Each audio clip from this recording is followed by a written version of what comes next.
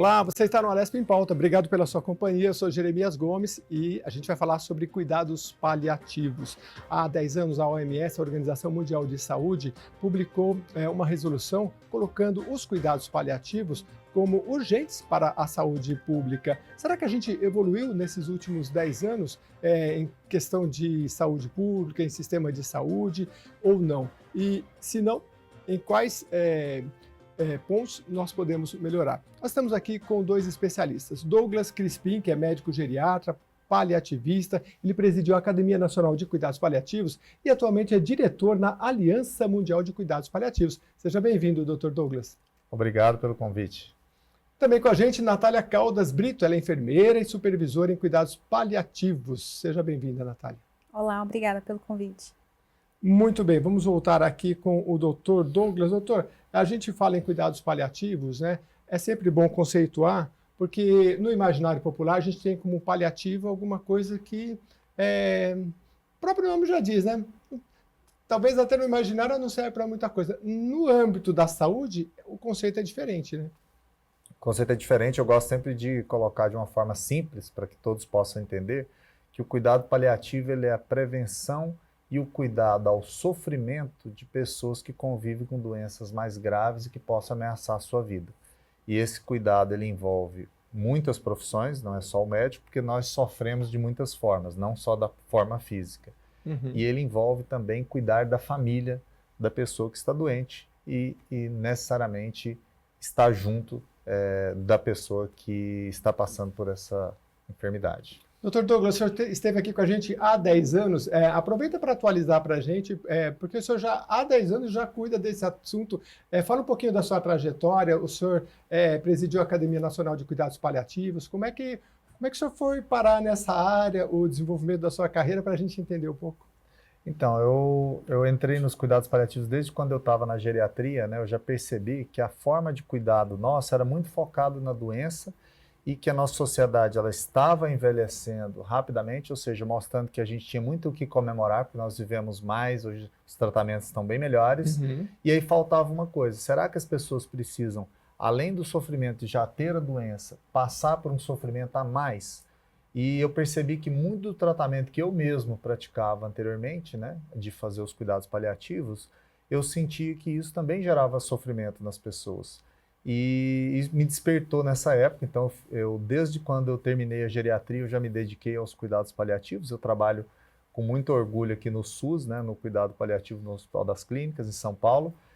E de lá para cá, tive a oportunidade de estar na Academia Nacional, tive a oportunidade de participar de um projeto de lei aqui 10 anos atrás, que a gente também deu entrevista, e vimos uma mudança no sentido de a gente cresceu muito, nós temos hoje o Brasil numa posição muito boa, perto do que estava anteriormente, 10 anos atrás, mas quando a gente olha para frente ainda tem uma caminhada muito grande, para a gente chegar naquilo que minimamente se espera do cuidado paliativo, né? Eu fecho essa primeira fala dizendo a gente tem muito o que comemorar, ou seja, a gente está muito próximo de conquistar a especialidade médica na medicina paliativa. A gente tem uma política nacional de cuidados paliativos que foi recém-aprovada, falta publicação e falta implementação, por isso que a discussão no âmbito estadual ela tem que acontecer.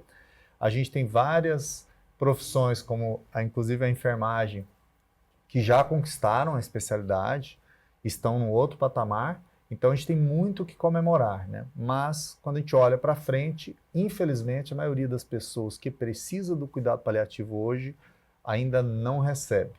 Eu moro aqui em São Paulo há muitos anos, minha família é de Minas, né? Acho que já percebeu pelo sotaque, e infelizmente se a minha família precisar no interior de Minas, não vai receber porque não tem condição ainda. Poxa vida, né? Aliás, a gente tem um dado interessante. Aliás, doutor mineiro, e a gente percebe também porque ele chegou bem antes aqui na entrevista. Eu sempre brinco aqui, o pessoal que chega antes é porque é mineiro, né? A Natália, não sei se é mineira ou não. Não sou mineira, sou paulista. Mas tem uma pontualidade britânica. Ah, que bom, que bom. É muito bom. Os dois chegaram aqui bem antes para a gente poder conversar. Isso é muito maravilhoso. Eu queria saber de você, Natália, a questão...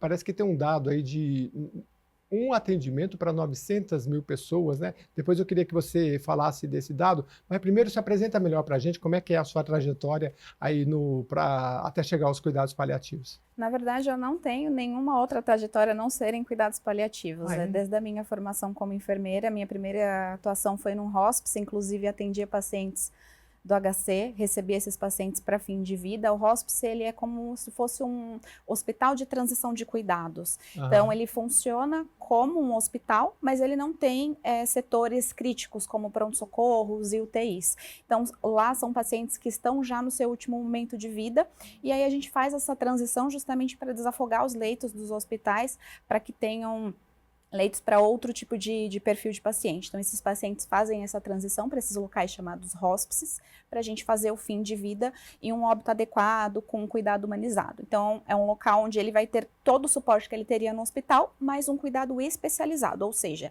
ele só vai ter profissionais ou atendendo profissionais especialistas em cuidados paliativos.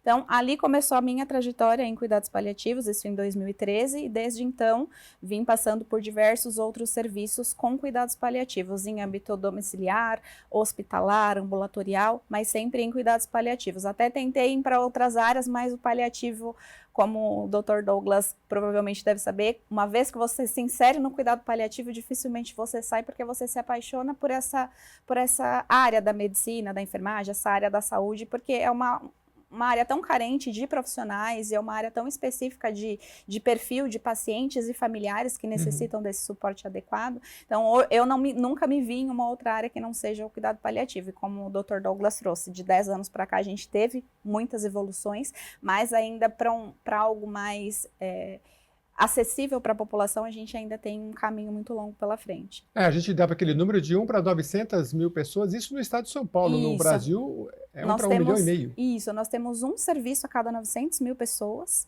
então é muito pouco, né? Pensando na quantidade de uma população em São Paulo, que são mais de milhões de pessoas, ter um serviço a cada 900 mil pessoas que necessitam é realmente escasso. E pensando em âmbito nacional, um serviço para 1,5 milhão de pessoas também é algo que é muito ruim, pensando na necessidade que esses pacientes têm de receber assistência em cuidados paliativos. Principalmente porque a gente está envelhecendo, né, doutor Douglas? O senhor falou da Política Nacional de Cuidados Paliativos. Nós estamos gravando isso aqui em meados de maio de 2024, só para deixar marcado, porque a gente repete no YouTube também.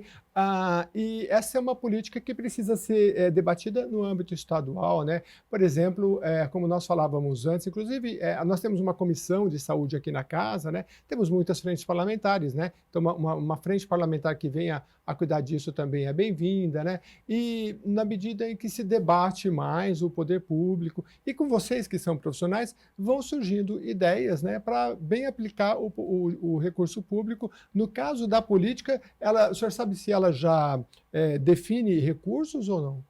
Então, isso foi um ganho, né? Acho que um grande marco histórico no cuidado paliativo que nós comemoramos como paliativista, como cidadão brasileiro, que aconteceu em dezembro de 2023, né, a aprovação da política. Ainda não foi publicada na data deste programa, estamos na expectativa, mas ela já previa recursos, né, ou seja, não é barato montar equipes que possam atender. Imagina, é como montar um grupo de transplante ou qualquer outro tipo de serviço que tenha a sua especialidade, exige investimento e exige a organização desse investimento.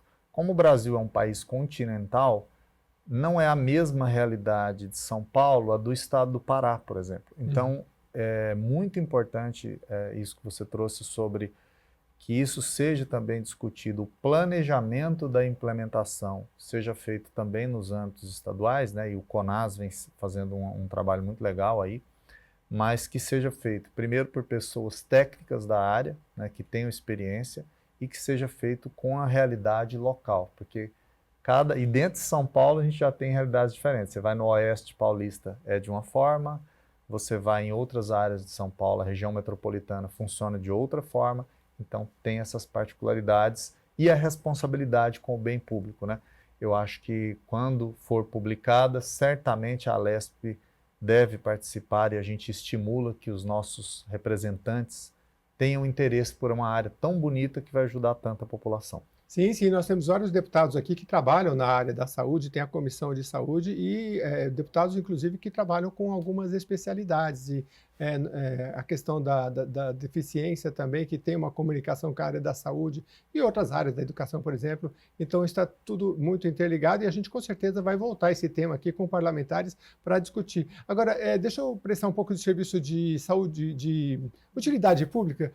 Seguindo aqui, para quem tem interesse nesse tema, o cuidado paliativo, doutor, ele não é, a gente já explicou aqui que não é só para idosos, né, é uma outra fase da população, mas o que a gente pode dizer? Ele atinge mais qual público? Então é importante a população saber isso, porque é um direito humano definido pela Organização Mundial de Saúde, pela ONU. É importante saber que pessoas que convivem com doenças que causam sofrimento, e esse sofrimento pode ser no corpo, pode ser psicológico, pode ser social, pode ser da família, elas têm direito ao acesso ao cuidado paliativo. Isso é um direito delas. E aí, quais são os principais grupos, né, de exemplos de doença? Lembrando que ela vai de todas as faixas etárias, desde do ventre da mãe, ou seja, tem os cuidados paliativos perinatal, que é aquela mãe que enfrenta o risco na criança, ou seja, crianças que já têm a doença, mas está ainda, né, existe o feto com a doença. A gente tem o pediátrico, neonatal e o cuidado paliativo do adulto, né, ou seja, a gente tem o cuidado paliativo no adulto e no idoso. As principais grupos de doenças, a gente vai ter 3 grandes grupos. Um grupo de pessoas que têm doenças que podem ficar acamados, que é Alzheimer, sequelas de AVC, outras doenças como doença de Parkinson, já na fase mais avançada. As pessoas que têm falência de órgãos, como, por exemplo, doenças do coração, do pulmão, do fígado e dos rins, principalmente aquelas pessoas ou que estão numa fila de transplante ou que não é candidata a transplante, mas tem a doença avançada. E o grupo do câncer, que a gente vai ver hoje comemoração muito grande pelos avanços do tratamento da doença, que faz que as pessoas vão conviver com essa doença há muitos anos. Ela pode conviver com a doença passando por mais sofrimento ou tendo uma vida mais próxima do normal. Para ela ter essa vida mais próxima do normal, certamente ela vai precisar de cuidado paliativo. Entendi. Ô, Natália, você que já está também há tanto tempo nessa área, o que você acha, você vê como maiores demandas, né? Porque é muito complexo, né? A gente tem desde a demanda da saúde direta, né? Às vezes falta de profissionais na saúde pública, embora você seja do setor privado, mas a gente também tem, às vezes, abandono da família. Então, eu queria que o que você elenca aí com maiores demandas nessa área, de maior complexidade, que você acha que a gente pode debater aqui para melhorar? Claro. Eu acredito que as principais demandas é a falta de profissional capacitado. A gente, apesar de termos alguns serviços que fornecem capacitação profissional para pessoas se capacitarem, né, em profissionais de cuidados paliativos, além de não ter tanta procura, a gente, principalmente na minha vivência, que é na atenção domiciliar, a gente tem muita escassez de profissional capacitado para atender esse público. Outro ponto que eu elenco são os próprios grandes serviços não ter uma equipe de cuidados paliativos, então essa transição de cuidados do paciente, tanto do âmbito hospitalar para o domicílio, às vezes não tem uma comunicação adequada com a família, justamente porque acham que o cuidado paliativo é só realmente a finitude, não existe um cuidado paliativo para controle de sintomas ou para promoção da qualidade de vida. O fato que você trouxe da família não cuidar desse paciente, então muitas vezes esse paciente fica a cargo ou de uma instituição de longa permanência, ou de algum amigo, ou de algum vizinho, ou de alguém que se solidariza daquele cuidado. Então são vários pontos, mas os principais que eu elenco é falta de mão de obra adequada para assistência desse perfil de pacientes, a própria transição de cuidados, essa dificuldade de comunicação da equipe assistente com a outra equipe que vai assumir esse paciente, independente do âmbito, seja domiciliar, seja um âmbito secundário, um âmbito primário, como uma UBS, unidade básica, né? Então, eu acho que essa comunicação, essa dificuldade do paciente ter o acesso também adequado ao cuidado paliativo e a própria questão social, porque muitas vezes a família não está preparada para cuidar dessa pessoa ou em casa, ou no hospital, ou num local de ambulatório. Então, a gente tem vários pontos hoje que a gente pode elencar como dificuldades na assistência adequada desse paciente, dessa família. Uhum. Isso acaba, talvez, levando a algumas decisões, né? Porque eu já pude acompanhar parentes e amigos que passaram, talvez precisassem de cuidados paliativos, mas o que a gente acaba ouvindo é assim, não por culpa do médico, mas olha, a situação é essa. Vai levar para casa, vai ter que ter um cuidado bem longo. Se é o problema do rim, vai ter que fazer, como que faz? A hemodiálise. Então, assim, eles já colocam assim do tipo, que a família decide, né? Porque vai ser bem difícil. Vocês têm condição, não sei o que lá. Então, é difícil, né? Uma decisão dessa, né? Que a família às vezes tem que tomar, porque às vezes o paciente não tem mais como se comunicar, enfim, muitas são as situações. Doutor, por que essas especialidades que a Natália, como enfermeira, trouxe, queria que o senhor falasse um pouco dessa especificidade. Precisa fazer cursos específicos, né? Porque para o leigo, ele olha e fala, poxa, quem cuida de um paciente que não é paliativo, cuida de um que é paliativo ou não? Parece que eu estou enganado. Nós estamos vivendo um momento bem importante, que é um momento de transição, em que nós estamos cada vez mais especializando o cuidado. Certo. E aí o cuidado paliativo ele tem uma parte dele que deveria todos os profissionais saber. Imagine que todos os médicos, por exemplo, deveriam saber cuidar bem de uma dor, mas não é isso que acontece. Uhum. Todos os médicos deveriam saber comunicar bem com a família. Quem tem família sabe que nem sempre a comunicação que é feita pelos profissionais ela é adequada. Às vezes o colega não foi treinado para aquilo e às vezes acaba gerando uma carga de sofrimento até maior para a família. E outra coisa, todos os profissionais deveriam saber avaliar se o tratamento funciona e não funciona, ou seja, fazer uma avaliação boa de prognóstico. Então, quando você tem, por exemplo, um tratamento que o nosso sistema de saúde vai oferecer para uma pessoa, quando a gente avalia a fase da doença, por exemplo, se uma pessoa estiver muito próximo de falecer, certamente ela vai beneficiar muito mais de um cuidado que foca no ela ter menos sofrimento físico, ela poder ficar mais junto com a família dela, mas não é isso que acontece na prática. A maioria das vezes, quando a pessoa está próxima de falecer, ela é mandada para dentro de uma unidade de terapia intensiva, fica longe da família e sofre mais. Então, no cuidado paliativo, todo mundo deveria ter um cuidado paliativo básico, mas a gente também tem um cuidado paliativo especializado, que é aqueles casos mais complexos, né? Então, quando a gente imagina um cirurgião, você vai ter o cirurgião geral e o cirurgião que faz a cirurgia de cabeça e pescoço ou de outro. Então, o paliativista especializado, ele deveria cuidar desta parte. E por isso, hoje a gente ainda tem uma confusão. Pessoas que fizeram formação ainda básica, atendendo pacientes especializados. E ainda muitos lugares que o colega especialista tem que atender o básico, porque ninguém treinou o básico nas outras pessoas. Nós não tivemos na faculdade, não tem nas outras residências, né?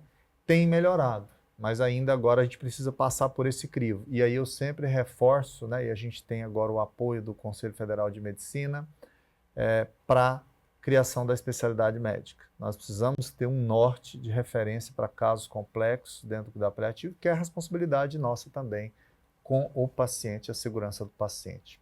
Entendi, muito interessante. Ô, Natália, fica à vontade se você quiser complementar. Só para falar antes para o nosso telespectador, a gente está tratando aqui de cuidados paliativos. Abrimos o programa falando sobre a necessidade disso se ampliar cada vez mais, porque nós estamos envelhecendo e não são só os idosos que precisam, mas grande parte da população, às vezes que ou pode ser por um acidente ou por algum tipo de doença, enfim. Bom, mas eu vou voltar com a Natália aqui, que é enfermeira especializada nessa área, para falar um pouco da relação com a família. Porque no começo, o familiar, às vezes ele é um pouco ignorante das coisas, mas aos poucos ele vai vendo que remédio que toma, o que funciona, o que não funciona. E às vezes ele até pode ajudar o médico ou o profissional também, porque ele sabe mais, porque o enfermeiro e o médico, ele cuida de muitos.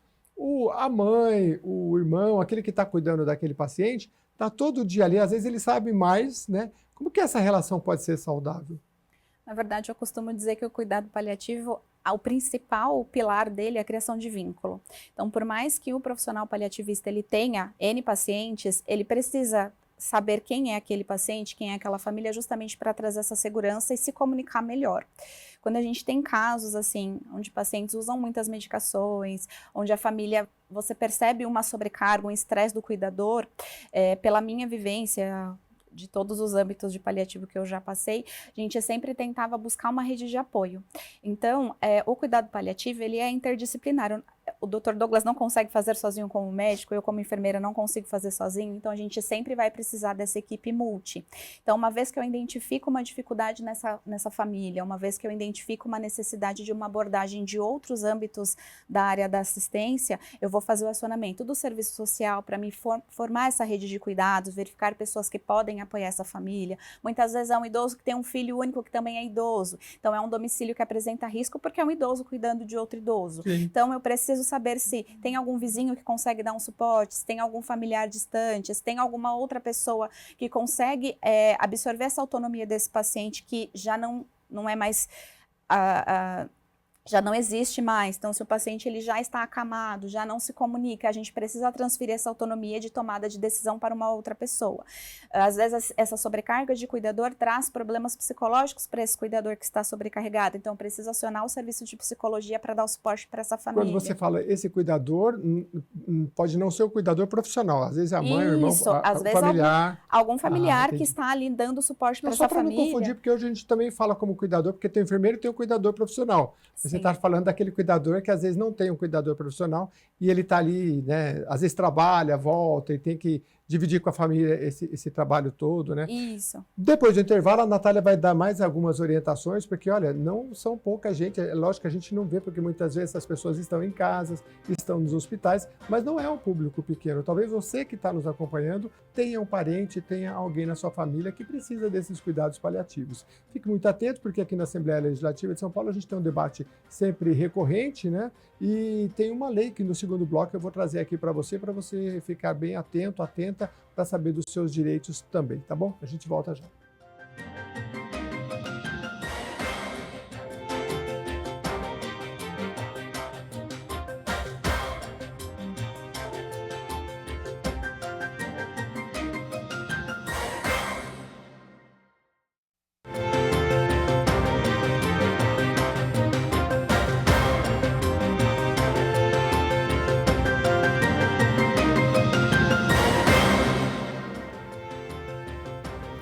Estamos de volta aqui no Alessio em Pauta, falando de cuidados paliativos. Eu vou voltar aqui com o Dr. Douglas Crispim, que é médico geriatra, paliativista. Doutor, o senhor esteve aqui com a gente há 10 anos no estúdio, era outro estúdio falando deste tema, né? A gente falou que a OMS publicou uma resolução sobre isso, né?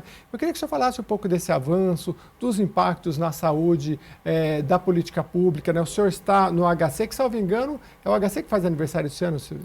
80 anos, tivemos aqui eventos muito bacanas, o HC, fiquei realmente impressionado como o HC é um hospital de referência mundial, interessante, se você tiver curiosidade, veja aí nas nossas reportagens que a gente fez. Mas doutor, vamos fazer uma análise aí da questão paliativa no sistema público de saúde. Então, é importante que o sistema de saúde mundial, quando a gente observa, cada país ele tem a sua organização, né? E ele tem um recurso para ele administrar para que chegue a saúde às pessoas, né? Independente se é um sistema predominantemente público ou privado, e aqui no Brasil a gente tem o Sistema Único de Saúde, ele tem um recurso e esse recurso tem fim.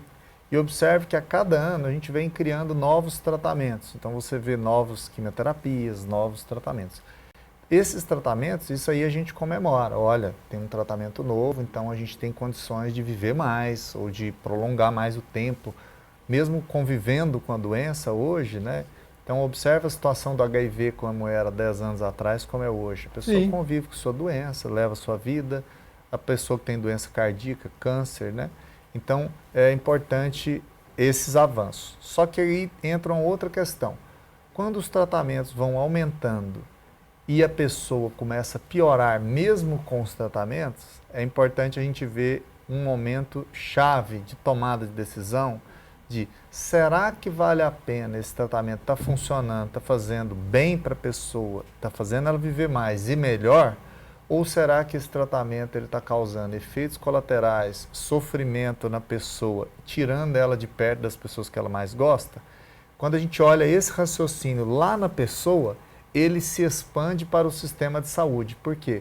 Porque o sistema de saúde, ao mesmo tempo, ele tem pessoas precisando de tratamento e leito, pessoas que iriam curar ou melhorar com aquele tratamento, e outras pessoas usando tratamentos que não funcionam e leitos sem necessidade, longe da sua família. E isso acontece em todo o mundo, isso sem considerar situações de vulnerabilidade em que o governo não chega, às vezes, numa situação, por exemplo, uma favela, ou uma situação de guerra, como a gente tem, ou situações de calamidade, como a gente está presenciando também no Brasil, climáticas e outras. Imagine o sofrimento ali. Então é necessário a gente lembrar que quando a pessoa sofre demais e o tratamento não está funcionando, o sistema de saúde também sofre. Por isso o Brasil hoje tem uma das piores qualidades de morte do mundo. E quando a gente pergunta para qualquer pessoa como que ela imagina como seria o final da vida dela, boa parte das pessoas vai colocar assim: perto da minha família, sem dores, eu queria falecer tranquilo na cama da minha casa. Só que hoje no Brasil a maior parte das pessoas vai falecer o contrário disso. E a maior parte das pessoas, eu falo porque a maioria de nós vai falecer por adoecimento. Sim. E aí o apelo que a Organização Mundial de Saúde faz é assim: isso vai acontecer com todos nós a chance é precisar de cuidado paliativo. A pergunta é, quando a gente precisar, vai ter ou não vai ter? E o dinheiro que está sendo gasto, o recurso público ou privado que está sendo gasto, ele está sendo gasto com desperdício ou gerando valor para as pessoas? Imagina uma sociedade que ainda não tem dinheiro sobrando, né? Não tem dinheiro sobrando, faltando dinheiro ou recurso em uma área e sobrando no desperdício. É esse que não pode acontecer e o cuidado paliativo ajuda o sistema nesse sentido. Como é que o senhor veria um cenário que fosse mais próximo do ideal? Porque a partir de uma imagem do que seria ideal, acho que a gente pode construir planejamentos melhores, né? Seja nos debates aqui na casa, na distribuição do recurso público, na conscientização dos médicos, enfim. Eu gostaria de imaginar nesse cenário ideal que a dignidade humana fosse colocada como uma prioridade nos tratamentos em geral. Qualquer tratamento, a dignidade humana está em primeiro lugar. Isso está garantindo a dignidade minha como cidadão e como paciente? Esse é o primeiro. O segundo, eu imagino que nós torcemos que essa política pública que venha, ela possa oferecer para nós que a atenção primária em saúde, que é o médico e a equipe de saúde da família, seja capacitada em fazer o cuidado paliativo básico, de forma que a pessoa tenha acesso perto da casa dele ao cuidado paliativo básico, mas que essas equipes possam ter condição de encaminhar o paciente para o cuidado paliativo especializado através de um matriciamento, de uma planificação adequada dos recursos dentro do SUS e que dessa forma a gente crie como se fosse uma pirâmide de complexidade em que uma ou outra pessoa que precisar de um cuidado mais especializado, seja ele internado ou domiciliar, ele vai ter acesso. Por quê? Porque o recurso foi distribuído o paciente certo no lugar certo. Não falte dentro desses serviços remédios adequados. Hoje, boa parte das pessoas precisa tomar um opioide, por exemplo, derivados da morfina, porque sente dores fortes, tem dificuldade de acessar esse remédio, porque é difícil para o médico prescrever, é burocrático para chegar na pessoa, que tenha recursos, veículos adequados, né? Ou seja, às vezes o colega trabalha lá no domicílio, né? No privado é diferente, mas não tem um veículo para levar ele, não tem descarte de resíduo adequado, não tem protocolos bem definidos, não tem métricas, né? Ou seja, que a gente possa daqui a uns anos saber assim, eu sei que o paliativo no Brasil, ele vai do ponto A para o ponto B, eu sei quais são as metas, e isso é público para a sociedade saber exatamente onde que foi cada centavo que foi investido nesses projetos. Aí vai ser super legal. Aí é bastante complexo. O senhor falava, eu me lembrava, por exemplo, da cidade de Barretos, que eu conheço, que foi eleita uma das cidades, acho que é segundo lugar na época, para melhor cuidar na área da geriatria para o idoso. É muito legal, muito bacana. Às vezes a gente pode conhecer, apesar que Barretos também é um ponto fora da curva, porque é uma cidade que tem um complexo hospitalar muito grande, né? Para tratamento de câncer e tudo mais. Mas talvez a gente possa aprender com eles um pouco desse trabalho todo, porque é complexo, não é, Natália, não só na questão médica, mas na questão da família também, porque não só os recursos têm que ser bem colocados, distribuídos, como o doutor colocou, mas às vezes alguém da família acompanhar, se for o caso, o idoso, porque às vezes ele vai lá, faz um exame, aí ele pega aquele exame, ele fez, mas esqueceu de pegar o resultado. Aí ele vai... Então, o idoso ele tem que ser acompanhado também, né? Senão fica aquele monte de exame e a pessoa fica perdida, né? Sem dúvida, trazendo um gancho um pouco do que o Dr. Douglas falou, hoje a gente gosta e gostaria, né, na verdade, que trabalhássemos a saúde baseada em valor. Então, é justamente alocar o recurso onde ele precisa ser alocado. Na minha vivência, como atuando em uma instituição privada de atendimento domiciliar, a gente construiu um programa de cuidados paliativos domiciliar, onde a gente tem uma equipe especializada para esse perfil de paciente. Então, nós atendemos operadoras de saúde e a operadora de saúde encaminha esse paciente até nós e a gente fornece esse atendimento domiciliar justamente favorecendo a deshospitalização, alocando o recurso onde ele precisa ser alocado. Então, a gente acaba desafogando os hospitais para que esses leitos sejam ocupados pelos pacientes necessários. Então, realmente a saúde baseada em valor. Quando a gente tem um idoso ou alguém que não esteja, né, na sua autonomia preservada, na sua independência preservada, ele realmente precisa desse cuidador, seja ou um cuidador contratado ou alguém da família que fique responsável por esse paciente, justamente para fazer essa gestão desse cuidado. Então, porque nem sempre é só um exame que se perde, às vezes é uma receita que se perde, uma medicação que se perde, aí eu tenho esse paciente com um sintoma mal controlado, não porque ele não tem medicação, mas porque eu não consigo fazer a gestão das medicações que esse paciente precisa tomar no decorrer daquele dia. Então, ele vai ter uma dor descompensada, uma falta de ar, ou ele vai ficar inchado porque não tomou a medicação diurética. Então, eu preciso que ele tenha alguém responsável por ele justamente para conseguir fazer essa gestão adequada do cuidado. Então, seja alguém elencado por ele mesmo, então, olha, vai ser meu filho, vai ser meu amigo, vai ser meu vizinho que vai ficar responsável por me levar à consulta médica, responsável por agendar ou pegar os resultados dos meus exames, por me ajudar a fazer a minha receita. Tanto nos serviços públicos e privados, o ideal é que tenha sempre alguém que esteja disposto também a ajudar esse idoso, porque às vezes ele também não tem ninguém por ele, ele mesmo que vai até o local para as consultas, exames e medicações. Então, hoje, dentro do SUS, a gente tem vários serviços onde tem uma consulta de enfermagem após a consulta médica, onde a gente consegue fazer essa orientação para esse idoso. Às vezes é um idoso que ele não foi alfabetizado. Como que eu vou ajudar esse idoso a tomar as medicações de forma correta se ele não sabe ler? Então, eu consigo, por exemplo, pegar uma planilha, colocar a cápsulazinha daquele comprimido, porque ele vai identificar. Muitas vezes, doutor Douglas, até por atuar no SUS, sabe, eu tomo aquele pequenininho amarelo redondo. Quantos medicamentos pequenos amarelos redondos não tem? Então, a gente costuma colar aquela embalagem para ele falar, aquele ali eu sei qual que é o remédio. Então, a gente faz estratégias. Então, coloca ali uma mesinha de café da manhã para saber que é a medicação para tomar amanhã, um solzinho no meio do dia para saber que é no horário do almoço, uma luazinha para saber que é no jantar. Então, a gente faz várias gestões do cuidado, mas o ideal é que sempre tenha realmente alguém para acompanhar esse paciente para que a gente consiga gerenciar melhor, não só sintomas, como até uma progressão de doença, onde a gente precisa elencar maior recurso para esse paciente ser cuidado de uma melhor maneira. Sim, quanto mais próximo o familiar, melhor. Eu já vi casos assim de uma senhorinha que ela fala assim, eu tomo isso para depressão, mas como é que você toma? Quando eu tô meio tristinho, eu falei, não, tá tudo errado, porque esse é um medicamento de uso contínuo, né? Exato. Não adianta, o efeito que você tem hoje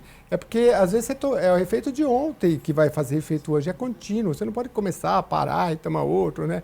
E não é fácil não, né?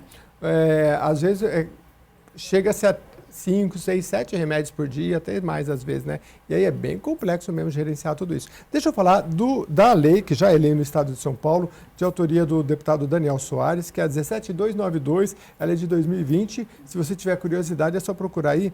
Ela institui a Política Estadual de Cuidados Paliativos para a qualidade de vida e a atenção integral de saúde das pessoas com doenças sem possibilidade de cura. E aí a lei vai tratando detalhe por detalhe e fala que ela é norteada pelos princípios de reafirmar a vida, tratar o paciente e sua família de forma multidisciplinar, integrar os aspectos psicológicos e espirituais, dar suporte clínico e terapêutico, dentro do possível até o momento de sua morte, apoiar a família e o paciente, oferecendo suporte para lidar com sua doença em seu próprio ambiente.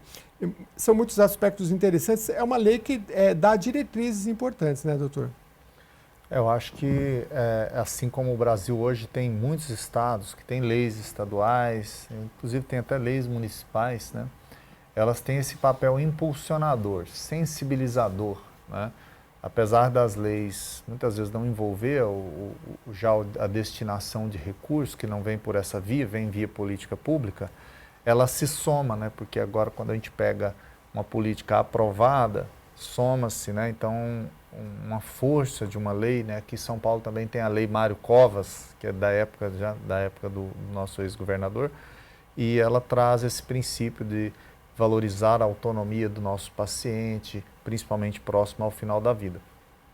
Eu acredito que ela tem esse papel sensibilizador e que ela possa, somada com a política, gerar uma nova moção, né, vamos dizer assim, um novo reavivar dessa discussão dentro da Assembleia. Seria muito bom para os pacientes e eu acho que ter o apoio político sempre é muito bom, né, porque a situação não é fácil e não vai ser fácil montar esses serviços todos aqui no nosso estado do tamanho que é. Até porque o parlamentar ele tem ali apoio, conhece as bases, né? Vamos pegar um parlamentar que ele vai desde as pequenas cidades, quando a gente tem aqui as audiências públicas do orçamento, eles visitam cidade por cidade, né? E eu fico pensando aqui em São Paulo, né, doutor? O senhor que está no HC, Hospital das Clínicas, tudo muito grandioso, né? São Paulo é muito adensado, mas se você vai numa cidadezinha pequena, às vezes o problema e a complexidade acaba sendo maior, porque às vezes aquele paciente ele nem tem uma assistência mais complexa, a prefeitura paga uma condução para ele ir para outra cidade, né? E aí às vezes, eu acho que no futuro a gente vai ter que ter mais centros para idosos, que acho que é um dos caminhos para essas cidades pequenas, né? Imagina como pegar toda essa complexidade, né? Que muitos chegam aqui no HC, que é de outras cidades, né? E do Brasil todo, na verdade. Sim. Mas como a gente pegar essas realidades diferentes e colocar os cuidados paliativos nela? Porque nós temos os mesmos direitos. Quem está na cidade pequena tem o mesmo direito que quem está na cidade grande. Então, o que acontece hoje é que a maior parte dos serviços está aqui em volta da Avenida Paulista, né? A maior parte dos números de atendimento, né? E aí a gente tem grandes centros, como Barretos é um exemplo enorme, né, de atendimento. Como que a gente vai adaptar isso à cidadezinha pequena, né? E a cidade que tem mais recursos e a outra que tem menos recursos? Então, por isso que o diálogo do Sim. Estado com o município, com a entidade federal, ela é importantíssima, né? Eu sempre discuto aqui, sabe, Natália, porque eu sou da região aí, eu já morei em Campinas, Americana, né? Nada contra nenhuma das cidades, né? Mas eu sempre falo, por exemplo, de Paulínia, que é um polo petrolífero, tem recursos, né? Então, claro, é uma cidade que desenvolveu muito na área da cultura. Você pega uma cidade menor, tipo Montemor, é uma cidade menorzinha, tem pouco recurso. Então, você tem que alinhar essas questões, porque às vezes uma cidade ela é próspera em receber recursos, ou porque ela tem, por exemplo, você pega lá Hortolândia, tem montadoras, né? Tem grandes empresas de tecnologia. Então, a cidade tem dinheiro e outras nem tanto. E esse é o papel da Alesp e dos parlamentares de olharem justamente para isso, porque às vezes quem está na área rural, né, tem essas dificuldades. Mas para tudo dá-se jeito. Eu acho que centro de idosos, que acho que a gente vai ter que ter mais, porque a população está envelhecendo, graças a Deus, né? Agora eu vou falar um pouquinho também já que a gente fala de envelhecimento, Natália, a gente está falando de cuidados paliativos, mas é sempre bom lembrar dos aspectos da gente se cuidar para não chegar. Muitas vezes se chega àquela situação de precisar de cuidados paliativos, mas que poderia ser evitada também. Na verdade, a indicação de cuidado paliativo, como o Dr. Douglas trouxe, né, no começo da entrevista, são por vários motivos. Então, temos o nosso envelhecimento. O ideal é que a gente se cuide para que o envelhecimento seja o mais saudável possível. Então, uma alimentação adequada, realizar os exames preventivos, cuidar do que precisar ser cuidado no momento certo. Atividade física é extremamente essencial, mas como o próprio Dr. Douglas trouxe, em algum momento a gente vai precisar de cuidado paliativo, tendo em vista o nosso envelhecimento. Não só o nosso corpo, nossos órgãos também envelhecem, tudo nosso envelhece. Então, em algum momento a gente vai precisar de uma assistência de cuidado paliativo, justamente pelo nosso envelhecimento dos nossos órgãos, a não ser que a gente faleça de alguma morte súbita. Mas a população, de uma forma geral, precisará, em algum momento, de cuidado paliativo por conta do próprio envelhecimento. Hoje a gente tem uma média de mais de 80 anos da população do Brasil de envelhecimento. Então, cada vez mais a gente vai ter uma idade de envelhecimento maior. E no final a gente não cuida muito disso, como a própria aposentadoria, né? É que não depende muito das pessoas, mas quando pode, o melhor é você separar aquele recurso já porque às vezes a gente vai vivendo um dia atrás do outro, né? Mas a hora vai chegar, chega para todos nós, né? Chega para todos nós. O ideal é que se a gente conseguir um aporte financeiro para um cuidado de fim de vida adequado, é importante para que naquele momento onde você não puder mais cuidar de si, você consiga ter algum recurso para alocar em alguma equipe que consiga te fornecer a assistência necessária. Exatamente. Eu já li livros, sabe, doutor, que diz assim, se você não vai cuidar de fazer exercício, se não vai ser agora, vai ser quando? Vai ser amanhã, depois de amanhã? E no recurso é a mesma coisa. Se você não vai guardar agora que você está com a saúde, você está pleno, você está ganhando... não estou ganhando o que eu gostaria, mas talvez quando você tiver com 80, 90, você não vai ganhar igual. Então, esse é o momento, né, da gente fazer o mínimo de planejamento. E mas planejar não só na questão do financeira, mas do corpo também, todo dia, né? A gente está vivendo, infelizmente, e principalmente nas grandes cidades, a gente anda muito de carro, faz pouco exercício e comendo muito mal, né? Isso que é um grande problema, porque cada vez menos o pessoal quer cozinhar menos em casa, e aí a vida vai ficando acelerada, mas não saudável, né, doutor? Essa que é a verdade. E é legal essa fala sua, porque a gente tem uma autonomia e de escolher o que a gente faz com o nosso corpo, até com a nossa mente, né? A nossa vida é um conjunto de escolhas, né? Quantidade de sim e não que a gente falou ao longo dos anos. E aí, quando a gente vai chegando próximo do final da vida, é importante lembrar que existe uma chance grande da gente precisar ser cuidado por outra pessoa e a gente não conseguir falar as coisas como que a gente gostaria quando a gente estiver próximo de falecer. Então, por exemplo, uma coisa que eu tenho pavor é frio no pé. E a gente que é alto também, quando eu fiquei internado, a gente que é alto, o pé da gente fica pegando no pé da cama. Não, no pé da cama, já é verdade. Tem que tirar aquele pé. Mas imagine que agora eu estou te falando isso, né? Ficou gravado. Mas imagine quantas coisas que a gente gosta e que a gente gostaria de receber de carinho, de cuidado, ou não receber. Não queria que me cortasse, não queria que fizesse, não queria que fizesse isso.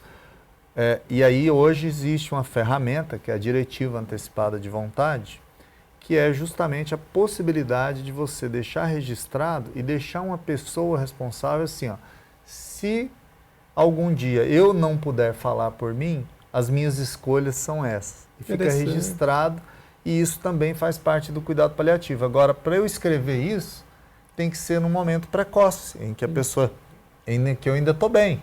Então, eu estou bem para escrever as minhas escolhas.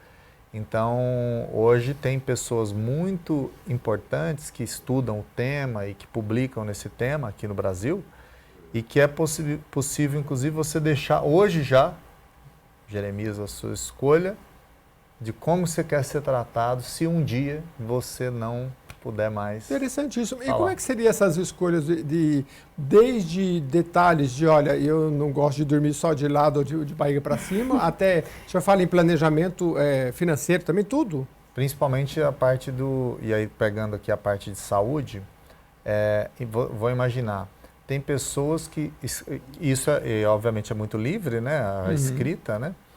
Tem pessoas que é um livro praticamente, Sim. né? É um livro. E aí a pessoa pode dizer assim, olha, eu não quero, se eu perder a consciência, ficar ligado a aparelhos.